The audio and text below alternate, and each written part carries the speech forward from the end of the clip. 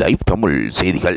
இந்த வாரம் சனி ஞாயிற்றுக்கிழமை நடைபெற இருக்கின்ற சரிகமபா நிகழ்ச்சியில் கிராமத்து மண்பாசனை சுற்று நடைபெற இருக்கின்றது. விசேட நடுவர்களும் இதில் கலந்து கொள்ள இருக்கின்றார்கள். தனது முழுமையான திறமையை பயன்படுத்தி அமன் அவர்களும் பாட இருக்கின்றார்கள்.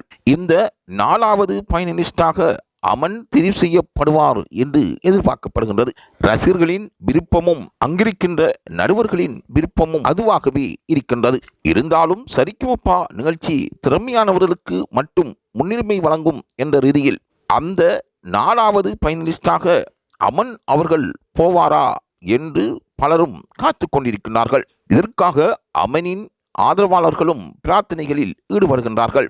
அவரின் கிராமத்து மக்கள் அவருக்காக பல முயற்சிகளையும் மேற்கொண்டு வருகின்றார்கள். ஏனென்றால் அமன் பாடப்போகின்றார் என்றாலே அங்கிருக்கின்ற தொலைக்காட்சிக்கு முன்னால் பல ரசிகர்கள் கூடி வருகின்றார்கள். ஆகவே இந்த வாரம் 4வது ஃபைனலிஸ்டாக அமன் தெரிவு செய்யப்பட வேண்டும் என்பதுவே பலரின் எதிர்பார்ப்பாகும். அந்த வகையில் லைவ் தமிழ் செய்திகளும் திறமையானவர்களுக்கு முன்னுரிமை என்ற விருப்பத்துக்கு அமைய யார் தெரிவு செய்யப்பட்டாலும் அவர் திறமையானவர் என்றே லைவ் தமிழ் செய்திகள் கருதுகின்றன.